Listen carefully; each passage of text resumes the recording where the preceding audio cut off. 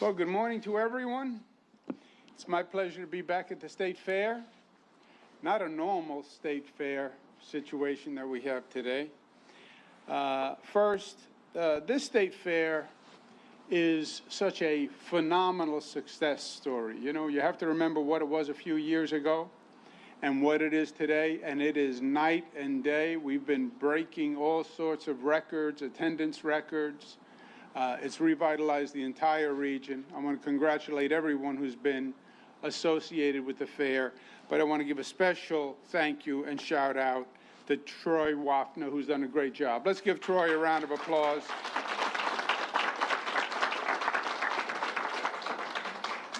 And now, this site, State Fairgrounds, great recreation area, great attraction, it has transformed itself to where this site is today the second largest mass vaccination site in the United States of America. It did 9,500 vaccinations in the past 24 hours, second only to Javits Center. Isn't that amazing? Give the whole group and the National Guard a round of applause for what you're doing here.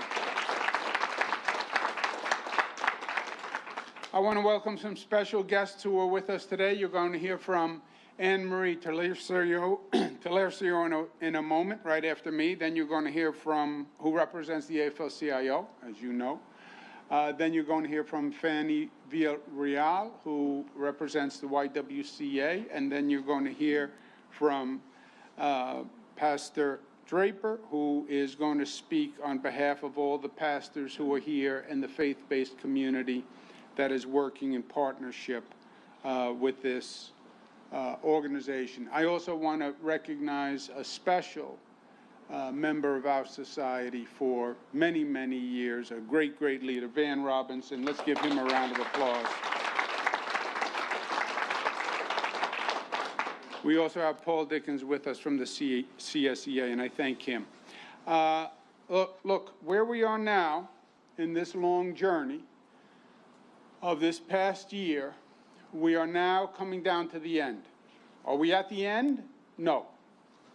That's why we have to stay smart, we have to stay safe, masks, etc. But we're at the beginning of the end. And the end is the vaccine. The vaccine is the weapon that wins the war. We know that. It's been tested. It's been proven. Now, you have to make the weapon, and that's taking time. Biden administration, God bless them, has increased the number of vaccine distribution. They've moved it up, so we're going to have many more vaccines faster, and that's good news. But you have to make the vaccine, you have to distribute the vaccine, which is a massive governmental operation. Nobody's ever had to mobilize like this in this short a period of time. It's what today's center is all about. And then third, you have to get people to accept it. You can have the vaccine, you can have the distribution center, but until that needle is in an arm, it doesn't mean anything. Now, the supply of the vaccine is dependent on the federal government. And that ebbs and flows. Why? Because when the Biden administration came in, they didn't have enough vaccine for the country. They just had not bought enough vaccine. President Biden comes in, opens the vaccine cupboard, the cupboard is bare. They have scrambled and they have secured more vaccine, but it's uneven. So we got a big dosage of Johnson & Johnson, one shot, great. We got that last week. But then it's going to trail off for a couple of weeks, and then it's going to increase again, the supply. So you're going to see an unevenness to the vaccine. Everybody says, I want the vaccine, why can't I get it? Because there's not enough vaccine. That's the simple answer. And you are going to see this ebb and flow in the supply from the federal government. That's a fact. We're going to have to deal with it. It's going to be still an annoying few months, but we're getting there. But the supply is increasing. If the supply is increasing, we can then increase our distribution levels. And I'm very pleased to say today that our first level was 65 years old plus, right? Because COVID affects older people more. So our initial threshold was essential workers, nursing homes, 65 plus. We're going to drop the 65-year-old plus to 60-year-old plus, and that's going to start tomorrow. So now 60-year-old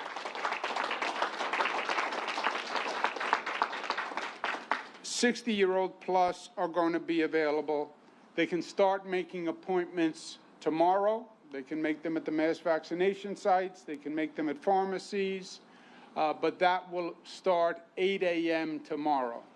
60 plus, that means people like as old as I am now will be available, eligible for the vaccine. Second, all sites starting March 17th, next Wednesday, all sites, county sites, FQHC sites, mass vaccination sites, we have thousands of distribution sites. All sites, to simplify the situation, can vaccinate anyone who is eligible, all right? So whether you're going to a county-run site, a city-run site, what they call an FQHC, every site can vaccinate anyone who is eligible, with one exception. Pharmacies still will only be doing 60 plus and teachers. 60 plus and teachers. Why? Because the pharmacies, it's not as easy for them to identify different types of workers, et cetera. They can identify age, because age you can identify by just a driver's license. And President Biden, rightfully so, has made teachers a priority. So pharmacies will do 60 plus, and teachers, we want to get those schools open. Every other site will be doing every other person who is eligible. Also on March 17th, next Wednesday, the public-facing public employees will also be eligible. Not-for-profit public-facing emergency employees and employees who are providing necessary services like the YWCA, they will also be available. Essential public workers will also be available. Public-facing building workers will also be available. These are the people who are the everyday heroes, who are out there doing their job.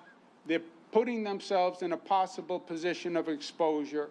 They are essential for us to continue operating. They're going to become eligible on March 17th. Let's give them a round of applause.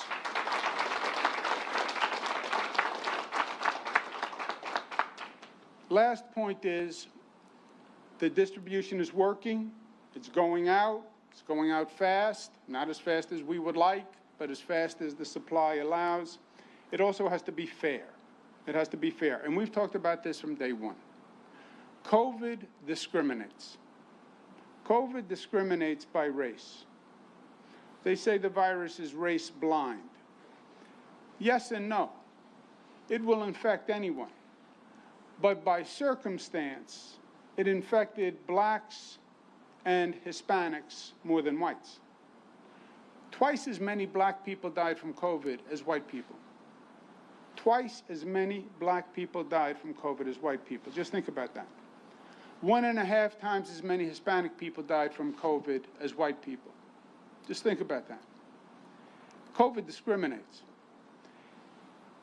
Black population had less access to health care. Hispanic population had less access to health care.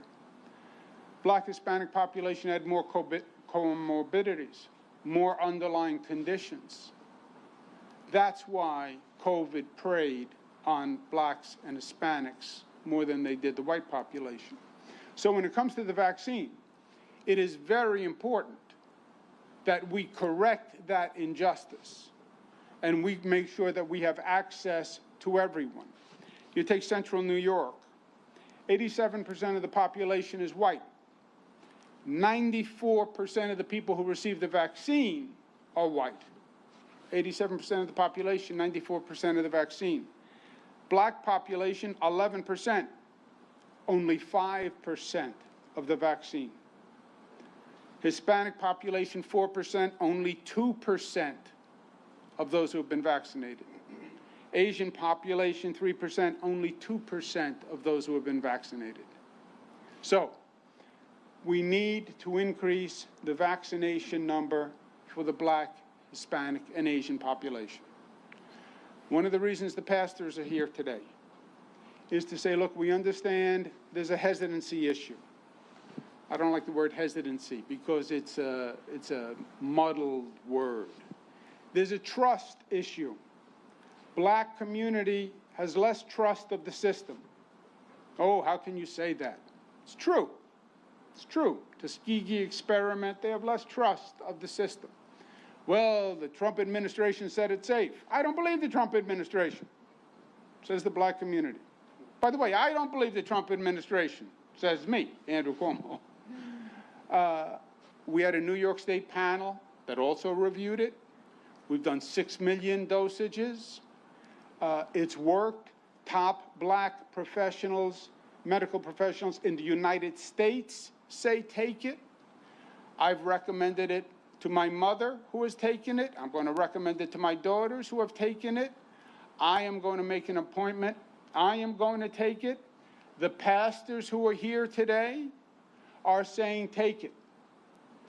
There is no reason why anyone would be recommending this vaccine unless they believed it saved lives and has proof that it saves lives. We want to stop this virus. We have to stop the virus. You know how you win a war? You go out and you win the war. You go out and you defeat the enemy.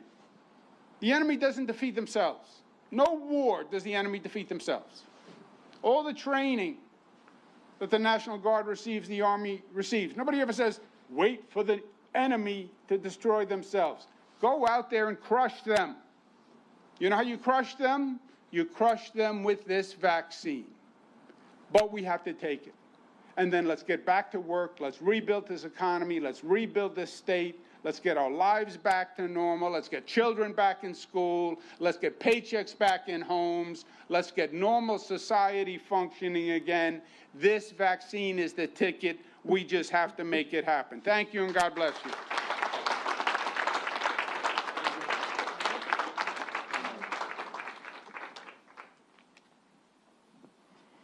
Well, before I start, I'm Anne-Marie Talercio, and I'm the proud representative of my union brothers and sisters in Central New York. I represent the Central New York Area Labor Federation, AFL-CIO.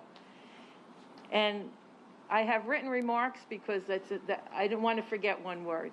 But before I do go into them, Governor, I want to personally thank you, because for this whole year, I knew Governor Cuomo and the state of New York, his team, had my back.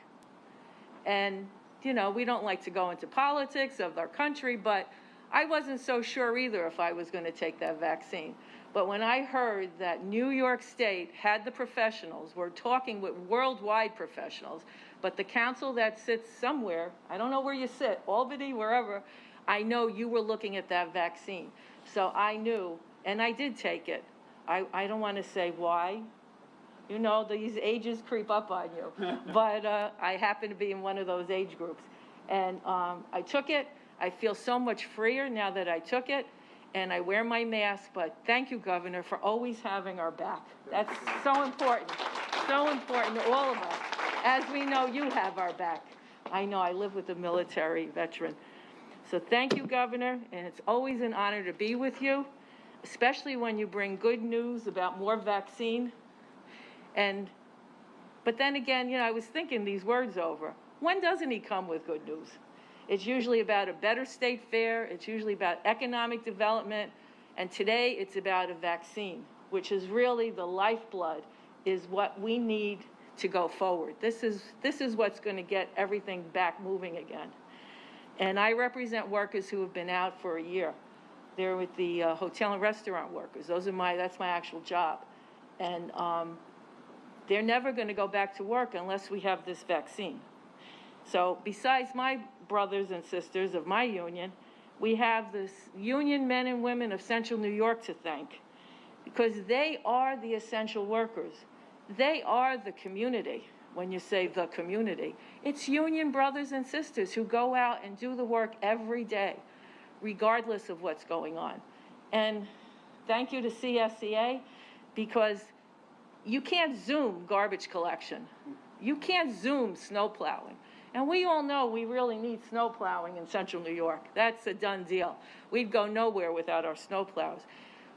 We like to say we can now buy food online, but not everybody has computer access. The retail clerks in the supermarkets, these were the frontline workers that went out every day, and they risked their lives. But now, with the advent of more vaccine and a governor who watches our back about these things, we got that vaccine all through this difficult year. When it was available, we got it first. And now they're going to be able to go to work and do their job with the security that they have the vaccine. So for all of them, I thank you, and their families. Because we all know what it's like to go to work and not really know if you're coming home. And if you have to worry about not having a vaccine, but now you don't, it's there. You just have to go get it. It is welcome news, and it brings really security and relief to all our workers here to get our economy going again. It's a quick act. You just go. We have wonderful caretakers that give us the shot. You get it, you go home, you rest a little, and for the most part, you're fine, and you can go to work the next day. We have 3 vaccines. They are all safe. They're all available, or as they become available, just make that appointment and get a shot. We have the Pfizer, we have Moderna, and we have Johnson & Johnson. And I've spoken to a lot of people. Symptoms, some people get them. You know, you have to be careful if you're the one who gets them, but seems to be all over the board. Some get them, most don't get them. And I've spoken to the nurses who give the shots and who work up at the hospital. They said it's just, you know, you just have to be careful. So I want to thank the governor for today's announcement. Your efforts have saved lives. And another thing I've said, if it wasn't for your leadership since March, maybe just about a year ago, I believe Central New York would have been ravaged. That virus would have worked, it would have got off a plane in Syracuse. It may have gotten off in LaGuardia, but it would have gotten back on and gotten off in Syracuse. And I think a lot of us are here today because of your quick action. And I mean this. I mean this. Thank you. I don't know what else to say. Thank you.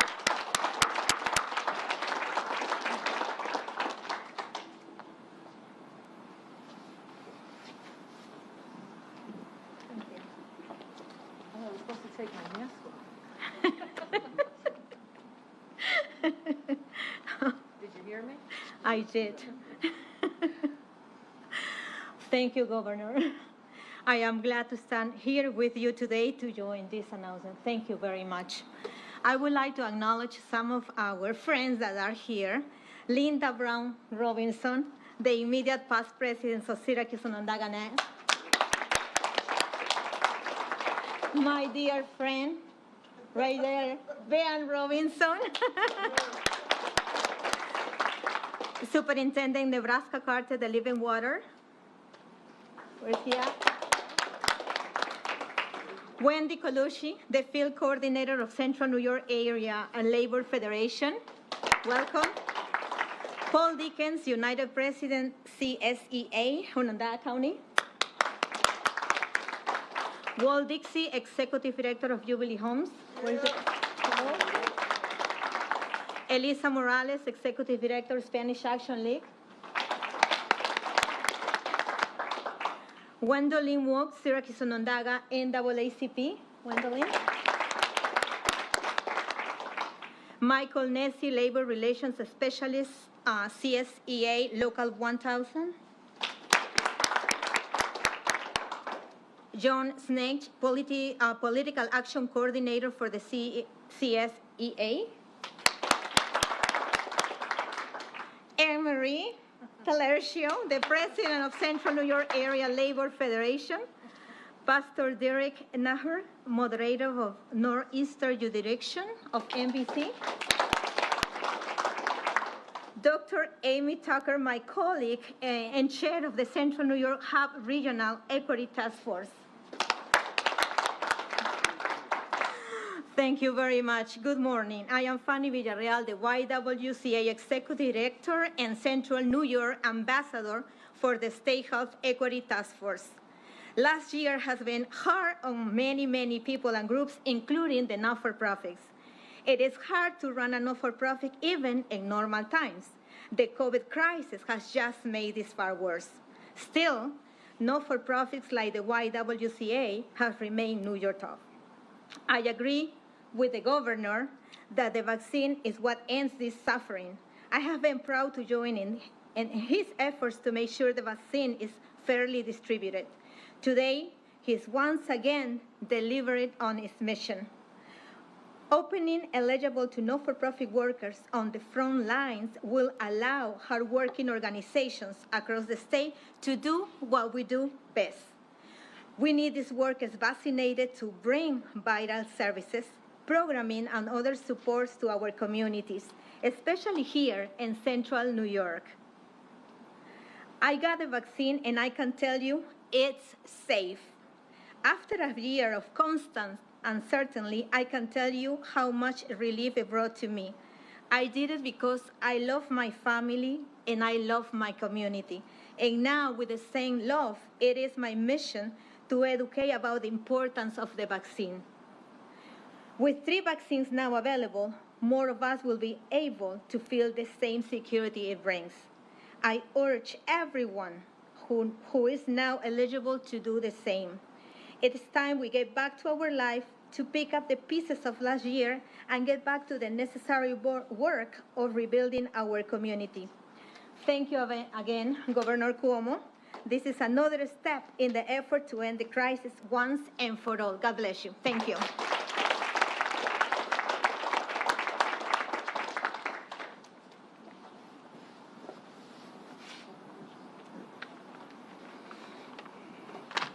Let the church say amen. Amen. Oh, that just feels right. Yeah, that I'm up here. Certainly we thank you, Governor Cuomo, for gathering us here today. And I speak on behalf of my colleagues that share with us, and thank you for your leadership, especially on the issue of distributing the vaccine. If I can recognize the clergy that are here with us today, I am Reverend Ricardo Draper, the senior pastor of the Tucker Missionary Baptist Church here in the city of Syracuse. We have Pastor H. Bernard Alex, the senior pastor of the Victory Temple Baptist Church, Pastor Sharon Bow, Hope Chapel AME Zion Church in Utica, Pastor Darren Dewson, Leap of Faith Outreach Ministry, Pastor Derek Galloway, founder and senior pastor of the Connected Christian Church, Pastor Darren C. Jaime, pastor of the People's AME Zion Church, Pastor James Jones, Praise Temple, Church of God in Christ. We have Pastor Sean Robertson, pastor of the Southern Missionary Baptist Church, Pastor Derek Tannehill, who serves as the pastor of the Pentecost Evangelical Baptist Church, as well as the moderator of the Northeastern Baptist District Association, Pastor Phil Turner, the pastor of the Bethany Baptist Church, Elder Wallace Barkins Sr., Brotherly Love, Church of God in Christ, and Elder Wallace Barkins Jr., Brotherly Love, Church of God in Christ. Thank you all for sharing with us today.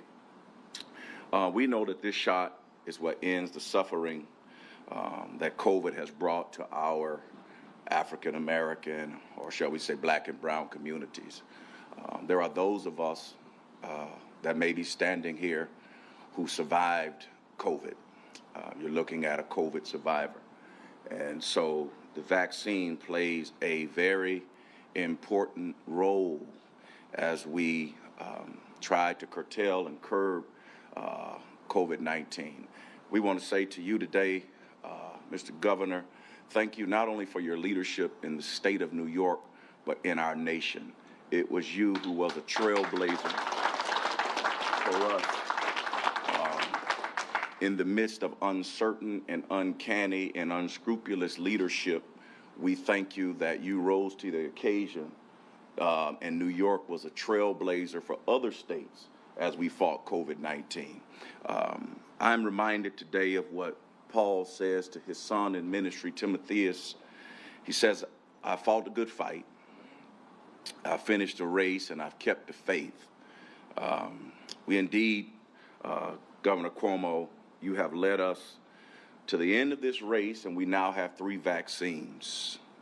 There's still a lot of fight ahead. However, we need to get this vaccine into the arms as many people as possible. Now, I say this, that a lot of us think that getting the vaccine is responsible, but I flip it and say the vaccine is important for those who are irresponsible, for those who won't wear masks, for those who won't social distance, for those who will not think about the families of others, for those of us that stand here today as clergy. A lot of us have had to stand and commit bodies to the ground because of COVID-19. And so now that we have this vaccine, I heard one of the prior speakers say about the symptoms or the side effects. I said to my congregation, I would rather have a side effect than have to go to the cemetery.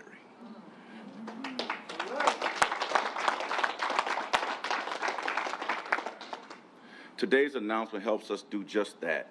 More vaccines are on the way, and again, we want to thank the governor and his team for continuing to work with the houses of worship to deliver the vaccine directly to the communities that need it. Our efforts have been made better with the approval of the Johnson & Johnson vaccine, and it actually works a lot better for some people because it's one shot. And for those who are homeless and those who may not have the transportation to get both shots, this Johnson & Johnson shot will help us get those people who are in the underserved and underprivileged communities vaccinated. So now we can open this up to more New Yorkers, which will allow us to end this suffering for over the last year. I shared with the young ladies who stood with us that for the first time in my life, I've never been able to go to church on Easter Sunday, or my members were not able to come, or they were not able to attend on Mother's Day. For the first time, people were not able to celebrate birthdays and anniversaries with family members. And so we understand in the African-American community that there's a lot of mistrust. And part of that is, Mr. Governor, is because a lot of us in the African-American community has Southern roots. We have Southern roots, and we understand what happened with the Tuskegee experiment. Matter of fact, we have a Tuskegee alum with us. Dr. H. Bernard Alex is a proud alum of Tuskegee University. But we say that we trust Dr. Fauci, and we trust Dr. Zucker, and locally we trust Dr. Gupta. I even trust Dr. Gupta on CNN because it's important to us that we get back to our way of life. And the only way to get back to this way of life is that we must encourage the vaccine. And my prayer is that if you're not going to take the vaccine, please don't talk other people against it. Is that you make it, let it be a personal decision. Again, we say thank you, Governor Cuomo and your team, for leading us through a dark and dismal period. But we thank you that you stood tall, you stood strong, and we want you to know that we appreciate your leadership and loyalty to the state of New York. Now, I wouldn't be a preacher unless I left here with something, and I want you to be encouraged by this, Mr. Governor. The Bible declares, now unto him who was able to do exceedingly and abundantly above all we can ask or think.